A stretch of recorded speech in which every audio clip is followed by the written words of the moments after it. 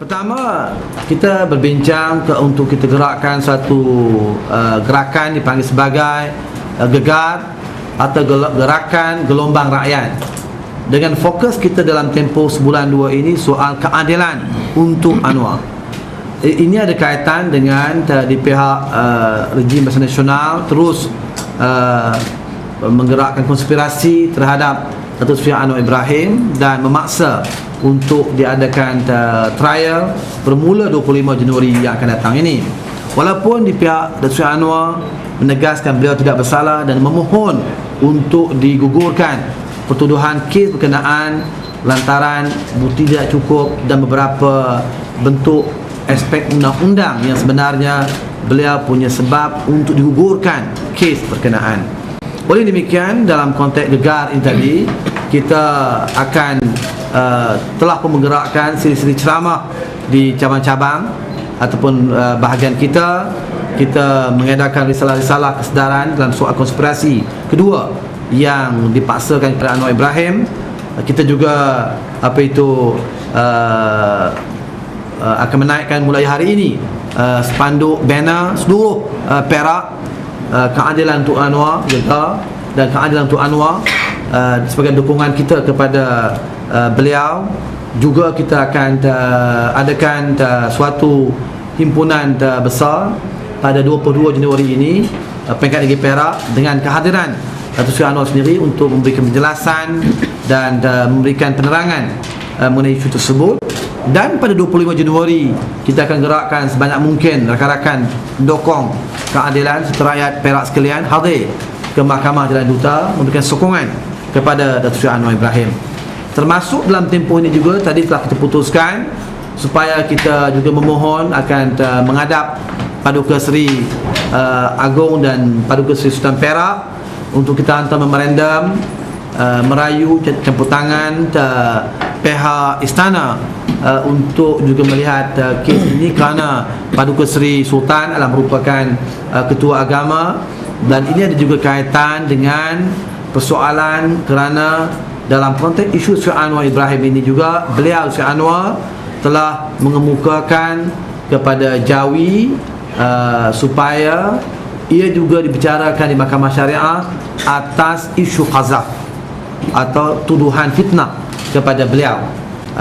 Dan ini ada kaitan dengan soal agama, dan untuk itu maknanya kita juga akan membuat memorandum untuk diserahkan dan kita ajukan ke pihak Majlis Raja dan konteks Perak kepada Paduka Seri Sultan Perak dalam hal tersebut. Ini soal gegar gerakan gelombang rakyat. Kita juga pada 17 Januari ini akan mengadakan suatu forum khas yang dipanggil sebagai forum peranan masyarakat India dalam memperkasa budaya politik baru Malaysia.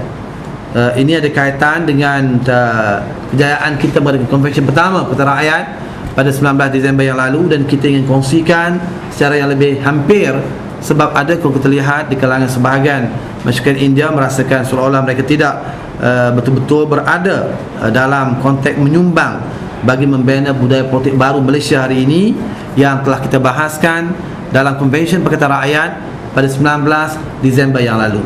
Oleh demikian, kita nak dengar pelbagai isu dan saranan daripada masyarakat India seluruh negeri Perak yang akan kita himpunkan pada 17 Januari ini supaya mereka betul-betul rasa bersama dalam memperkasa, menyumbang bagi membina budaya politik baru Malaysia, terutama kita di negeri Perak ini. Jadi sebab itu kita akan mengadakan forum ini, dan mungkin akan ada dalam bentuk siri-siri yang lain, dan ia di bawah penjelasan Saudara Yang Berhormat K7 bagi kita laksanakan program dan aktiviti tersebut.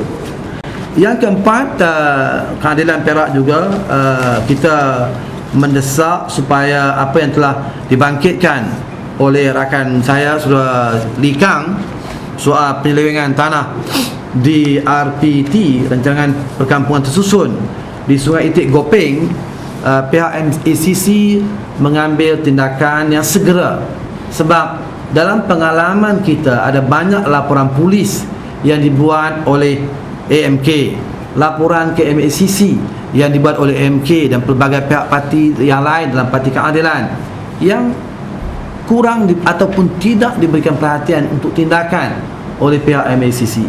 Jadi sebab itu saya bagi pihak Keadilan Negeri Perak mendesak supaya MACC Perak membuat penyiasatan yang segera dengan aduan yang dibuat oleh Yang Berhormat Lee Kang, supaya aduan teja kita, supaya tindakan siasatan dibuat dengan segera oleh pihak MACC. Laporan yang beliau buat mengenai penyelewengan tanah di RPT Sungai Itik Gopeng, dan kita minta dan mendesak pihak MACC bertindak dengan adil dan cekap dalam aduan yang telah dibuat oleh rakan saya Surah Lee Kang.